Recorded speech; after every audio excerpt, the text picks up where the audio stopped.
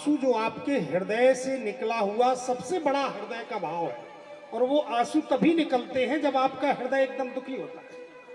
तब निकलते आंसू, आंख से टप टप गिरने लगते। हृदय से निकला हुआ दुखित भाव का ये प्रमाण है आंसू, आर्त भाव का प्रमाण है आंसू। और वो आंसू की कोई कीमत नहीं मिली आपको आज तक। रोते रहे महीनों भर, पहुंच लिए, पहुंचते रहे अपने। क्यों नहीं मिली कीमत? इसलिए नहीं मिली क्योंकि आंसू की कीमत दुनिया जानती ही नहीं। आंसू की कीमत संसार नहीं जानता है। हीरा सामान्य व्यक्ति को मिल जाए, वो कांच का टुकड़ा समझ के डाल देगा गलवारी में। पर हीरे की कीमत कब बढ़ती है? जब जौहरी के हाथ लगता है और जौहरी कहता है 1 करोड़ का है, तब उसको तिजोरी में रखा जाता है। आंसू की कीमत दुनिया नहीं जानती है। दुनिया हर चीज की कीमत जानती, पैसे की जानती, चमड़े की सुंदरता की जानती, वो जी तुम्हारे व्यवहार की जानती, तुम्हारी हर सेवा की जानती, पर आंसू की कीमत नहीं जानती। शरीर के व्यवहार की कीमत वो जानती, पर अंदर अंतःकरण हृदय से निकला हुआ जो आंसू है वो कितना कीमतदार है, उसके लिए कितना बड़ा तुम्हारे प्रति भाव प्रदर्शित किया गया, उसकी कीमत नहीं जानती है दुनिया। चाहे बेटे के लिए तुम दिन भर रोते रहो, माँ रोती रहे, बाप रोता रहे, बेटी के लिए रोता रहे, महाराज वो मनमानी करने से रुकेंगे। दुनिया कीमत नहीं जानती आंसू की, इसलिए आपको आज तक उस आंसुओं का कोई प्रमाण पत्र नहीं मिला, कोई आपको सम्मान नहीं मिला आंसू का, कोई महत्व नहीं रहा आंसू का। जहां जिसकी कीमत नहीं वहां पर बहाने से कोई मतलब नहीं। तो फिर आंसू की कीमत कौन जानता है? आंसू की कीमत तो हमारे ठाकुर जी जानते, और कोई नहीं जानता, दुनिया नहीं जानती। कल के प्रसंग में सुनाऊंगा। कल की कथा ठीक सुबह 9 बजे से 12 बजे के पहले पूर्ण हो जाएगी। सुबह 9 बजे से 12 बजे तक, सुबह 9 बजे सबको आ जाना है। हाथ उठा के बताए कौन कौन 9 बजे नहा के आ जाएगा। अंत भला सो सब भला। ये बात, अब भगवान के सामने हाथ उठाए तो अपने आप आ जाएगा। ठीक 9 बजे आ जाना। तो ठीक 9 बजे कथा शुरू हो जाएगी। और कल सुदामा चरित्र है। सुदामा चरित्र बढ़िया कथा भी होगी, और सुदामा चरित्र में लीला का भी दर्शन होगा। सुदामा चरित्र है कल। आप बताओ, सुदामा जी के चावल को भगवान ने बड़ा सराहना की, बहुत स्वादिष्ट चावल। तो क्या कोई बासमती के चावल थे? महंगे वाले चावल थे। पर भगवान ने क्या झूठ बोला है? भगवान ने सबके सामने इतिहास आज गवाह है, झूठ बोला क्या उन्होंने कि सुदामा के चावल मीठे थे? फिर मिठास क्यों लगी भगवान को? ध्यान दो, चावल की मिठास नहीं थी वो। सुशीला चावल को लेके आई, उसका हृदय फट पड़ा, हृदय फूट पड़ा, रोने लगी। हे प्रभु, मैं कुछ नहीं आपसे कह सकती, आपका मित्र सुदामा भी आपसे कुछ नहीं कह सकता, लेकिन ये आंसू के द्वारा मैं आपको चावल नहीं चिट्ठी लिख रही हूँ। टप टप टप टप आंसू गिरने लगे। वो चावल आंसुओं से सन गए। वही चावल लड्डू बन गए, बिल्कुल पुराने चावल, टूटे फटे चावल, कनकी जैसे चावल। 4 घर के मांगने वाले चावल कैसे हैं? और आंसू से सने हुए चावल ले जा करके जब कन्हैया को दिए, कल पूरी लीला सुनाऊंगा, लेकिन कन्हैया ने जब पोटली खोली तो जैसे इस चिट्ठी को लिखा था वैसे कन्हैया ने इस चिट्ठी को पढ़ा है। भक्त जिस भाव से जो भी समर्पित करता उसी भाव से ठाकुर जी लेते हैं। पोटली को खोला तो आंख से भगवान के टप टप आंसू गिरने लगे, और उन्हीं चावल में कन्हैया के भी आंसू गिरने लगे जिन चावल में सुशीला के आंसू सने हुए थे। उन्हीं चावल में पहले से सुशीला के आंसू, और उन्हीं चावल में कन्हैया के आंसू। और जिन चावल में भक्त और भगवान दोनों के आंसू मिल जाए, उन चावल का स्वाद कौन वर्णन कर सकता है? यही सबसे बड़ा स्वाद भगवान को हमें यही गाने के लिए, यही सबसे बड़ा स्वाद। इसलिए अब ठाकुर जी ने कहा कि सुशीला के चावल, सुदामा के चावल सबसे ज्यादा स्वादिष्ट लगे। ये चावल का स्वाद नहीं, आंसुओं का स्वाद है। वो हृदय से निकला हुआ भाव का जो आंसू है, उसको ठाकुर जी पान कर जाते हैं।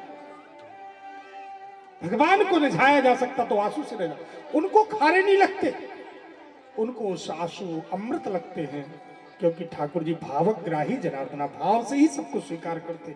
इसलिए मैं निवेदन करूंगा व्यासपीठ से, दुनिया के लिए आपको रोना है जितना रोना रोते रहो, कोई फायदा होने वाला नहीं है। जिंदगी भर रोते रोते लोग मर जाते हैं, आंख फूट जाती है, फिर भी कोई सुनता नहीं है। लड़का अपनी मस्ती में, बिटिया अपनी मस्ती में, घर अपनी मस्ती में, पति अपनी मस्ती में, बाप अपनी मस्ती में, जो कोई है अपने अपने घर वाले सब अपनी मस्ती में रहते हैं। तो कितना रोते रहो, धनपति के सामने गिड़गिड़ाते रहो, कुछ कोई सुनने वाला नहीं होता है।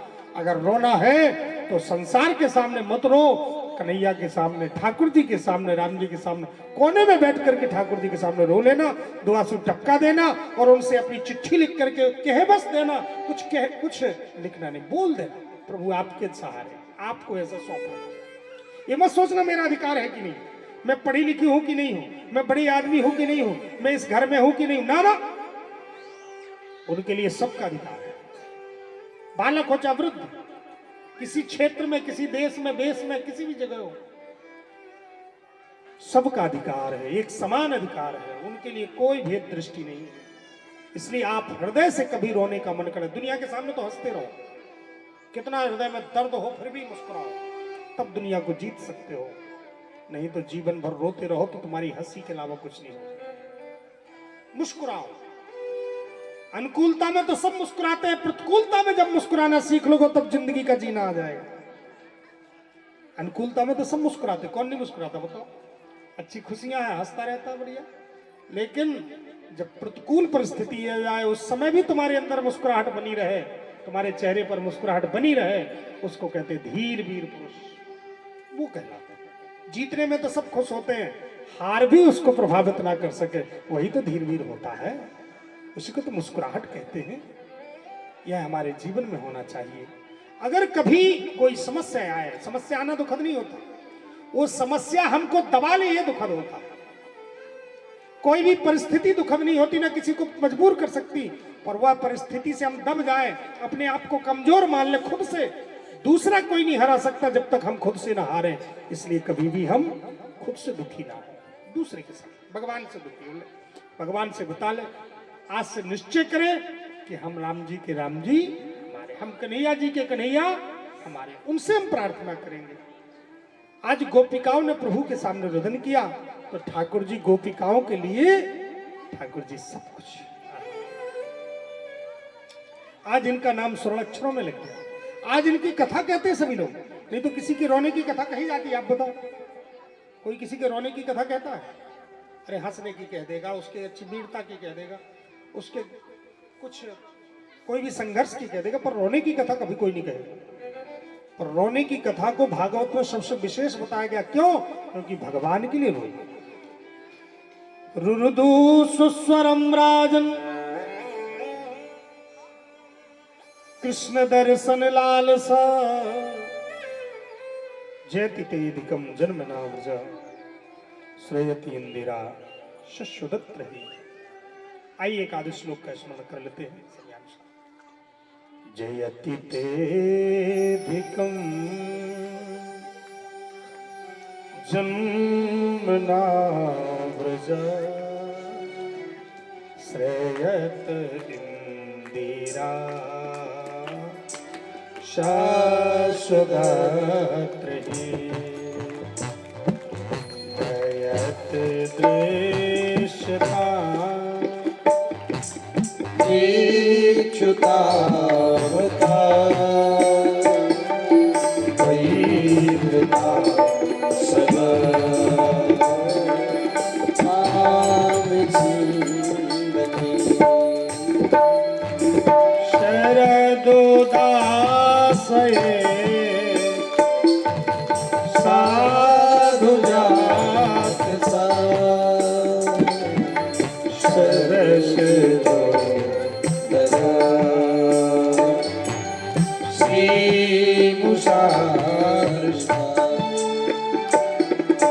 सूरत नाथ अशुल्क दासिका भरद नीन तो नेह किम बदा किसे जला पया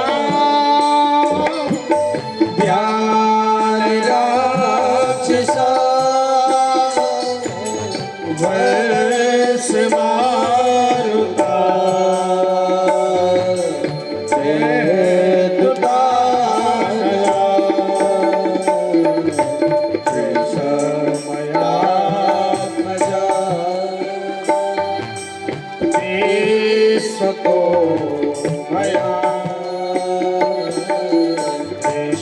भूते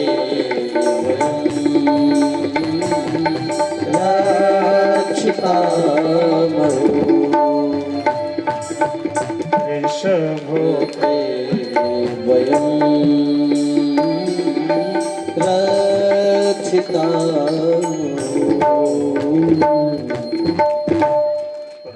सुस्वरं राजन कृष्ण दर्शन लालसा।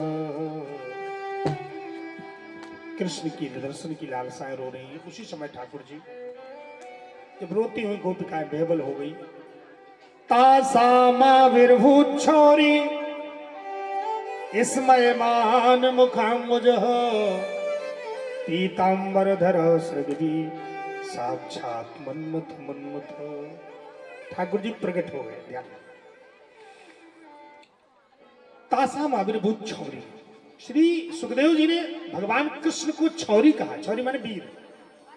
ठाकुर जी का मानो ये उपलंबन दिया।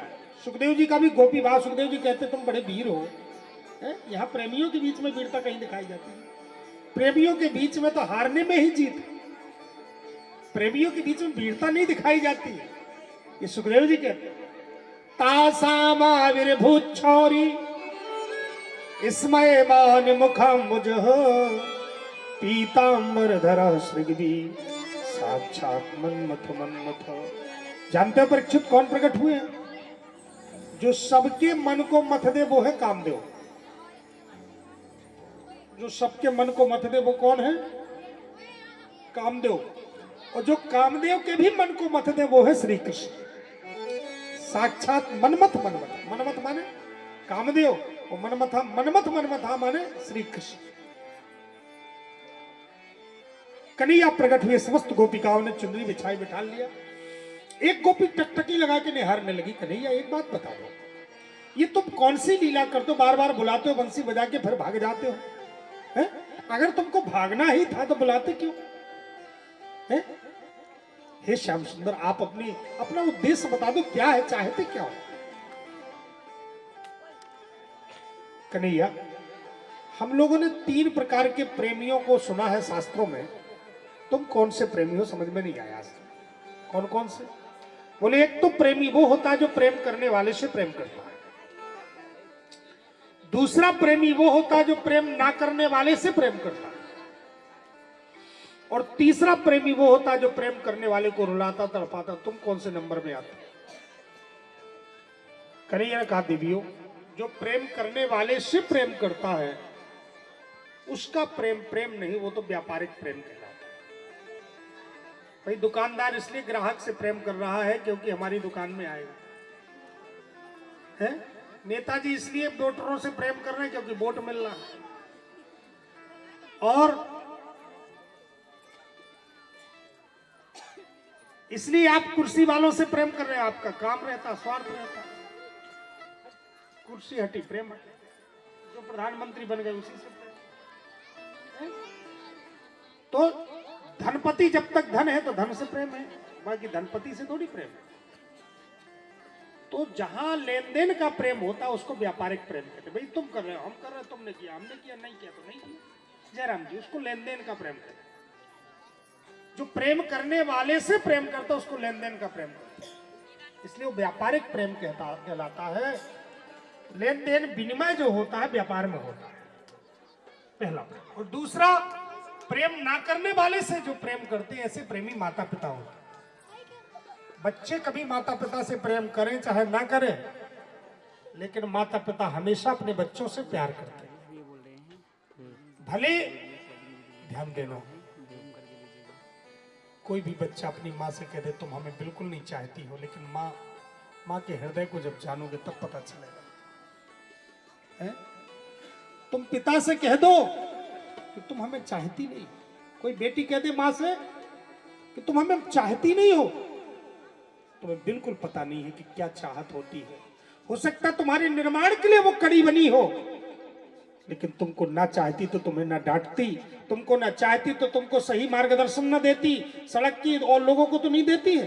तुमको ही क्यों डांटती है, तुमको ही क्यों समझाती है, तुमको ही सही रास्ता क्यों बताती है, तुमको ही बार बार क्यों समझाती है? तुमसे प्रेम है इसलिए। पिता तुमको क्यों डांटता है? क्योंकि तुमसे प्रेम है। तुम तब समझोगी कि कितना प्रेम है। वो मां बता नहीं सकती कि मैं कितना प्रेम करती हूं बेटी से, बेटा से। वो तो तब पता चलेगा जब बेटा बाप बनेगा और मां, बेटी भी मां बनेगी। तब उसको पता चलेगा कि मैं जितना अपने बच्चों से प्यार करती हूं या प्यार करता हूं, उतना ही मेरे माँ बाप मुझसे प्यार करते हैं। जितना आप अपने बच्चों से प्यार करते हो, ध्यान देना, उतना ही आपके माँ बाप आपसे प्यार करते हैं। सीधा सीधा सीधा, ये सबसे बड़ा शब्द। इसलिए कभी शिकायत मत करो माँ बाप की, उनकी तुलना मत करो, उनकी परीक्षा मत करो। जब तुम्हें बोलना नहीं आता था तब से वो प्यार करते हुए तुमको ध्यान रखते थे। अगर कहीं भी गए कि मेरा बेटा कहीं खाया कि पिया है, कि बीमार तो नहीं हो गया, क्या नहीं हो गया, जब तुम अबोध थे। आज बुद्धिमान हो गए हो, आज पढ़े लिखे हो गए हो, आज तुमको पढ़ा करके बड़ा किया है। आज बुद्धिमान बनो, सबके सामने बनो, संसार के लिए बनो, पर माता पिता के लिए विनम्र ही रहो, वही अबोध रहो, तभी सुख मिलेगा। यही जी उनका निस्वार्थ प्रेम होता है। और दुनिया में निस्वार्थ प्रेमी बहुत कम मिलेंगे, ध्यान देना व्यासपीठ से। इसलिए माता पिता देवता होते हैं, इसलिए माता पिता भगवान होते हैं, क्योंकि माता पिता का बच्चों के प्रति निस्वार्थ प्रेम होता है।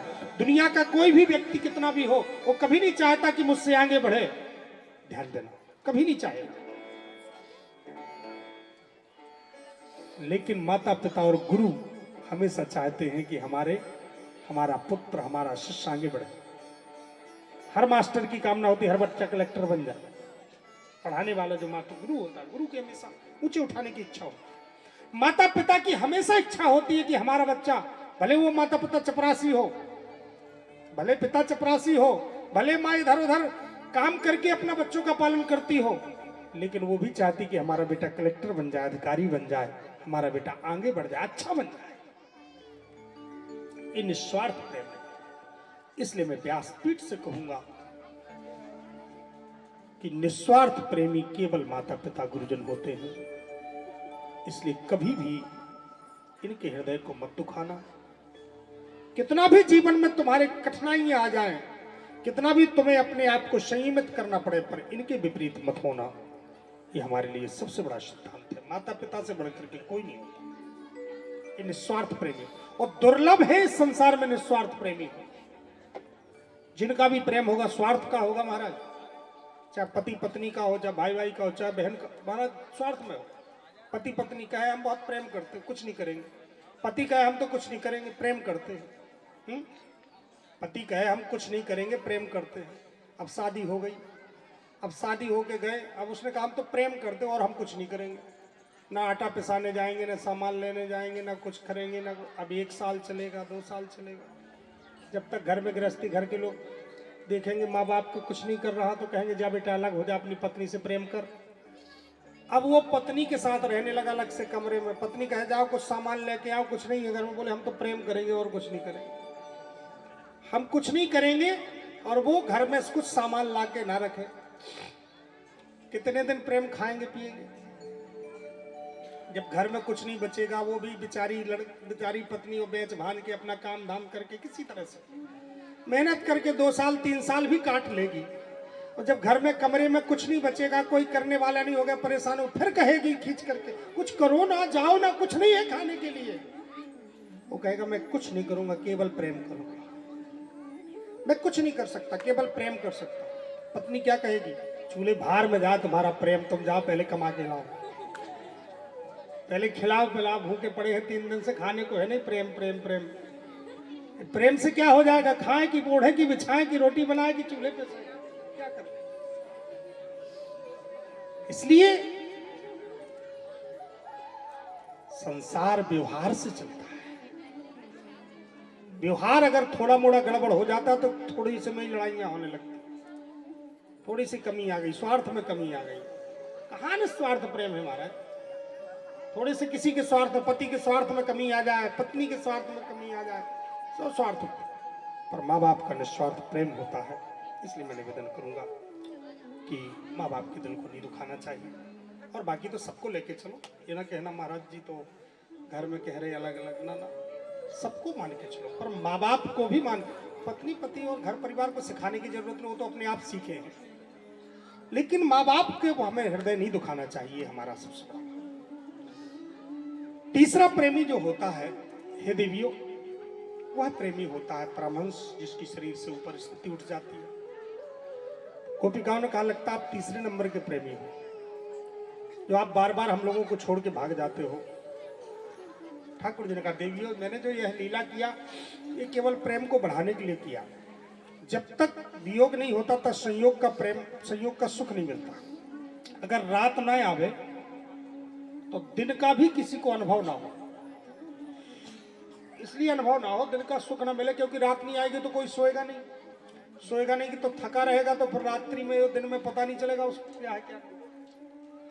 और रात्रि के कारण जो है उसके सब नियम संयम होते हैं। अब रात्रि अंधेला है, मजबूरी है, तो रात्रि आने से दिन का सुख प्राप्त होता। हानि ना हो तो किसी का लाभ का अनुभव ना हो, दुख न आवे तो सुख का अनुभव ना हो, वियोग ना हो तो संयोग का सुख न समझ में आवे। इसलिए वियोग से संयोग का सुख होता है, इसलिए मैंने किया। अब ये चर्चा छिड़ गई, चारों तरफ महाराज करने की बात फैल गई। सभी लोग कहने लगे भगवान श्याम सुंदर महाराज कर रहे हैं, और चारों तरफ महाराज आकाश में ये बात फैली। सभी देवियां आने लगी, पार्वती जी भी आने को तैयार हुई, तो भोले बाबा ने चुनरी पकड़ ली। कहाँ पार्वती जी, कहाँ? पार्वती जी ने कहा कि भोले बाबा हम वहां जा रहे हैं यमुना के तट का, किस लिए? बोले वहां महाराज हो रहा है। भोले बाबा ने कहा हमको भी ले चलो, हम भी चलेंगे, बढ़िया लीला देखेंगे। पार्वती जी ने कहा वहां तो केवल पुरुषों का प्रवेश है, स्त्रियों का प्रवेश है ही नहीं, तो हमें भी स्त्री बना दो। भोले बाबा हट कर बैठे। भोले बाबा ने कहा पार्वती जी चाहे जो हो जाए पर हमें लेके चलो, और हट कर लिए। बोलिए भक्त वत्सल भगवान की जय हो, शंकर भगवान की जय हो। भोले बाबा पार्वती जी से हट कर रहे हैं, पार्वती जी हमें ले चलो। पार्वती जी ने कहा तो लुगाई बनना पड़ेगा तब आपको ले चलेंगे। भोले बाबा ने कहा बन जाएंगे, तो फिर आओ कमरे में, हम आपको ब्यूटी पार्लर रूम में ले चले। और भोले बाबा को लेके आए बढ़िया सजाने के लिए। भोले बाबा पार्वती जी के साथ में आए हैं। आइए आप देखते हैं कैसे सजते हैं भोले बाबा। चलने के लिए तैयार हो रहे हैं, हम लोग भी दर्शन करते हैं। एक दिन वो भोले भंडारी बन करके ब्रज नारी वृंदावन आ गए हैं, वृंदावन आ गए हैं। एक दिन भोले भंडारी बन के ब्रज की नारी वृंदावन आ गए, वृंदावन आ गए हैं। वो भोले भंडारी बन करके ब्रज नारी वृंदावन आ गए हैं, वृंदावन आ गए हैं। पार्वती जी मना के हारी ना माने त्रिपुरारी वृंदावन आ गए, वृंदावन आ गए हैं। पार्वती जी मना के हारी ना माने त्रिपुरारी वृंदावन आ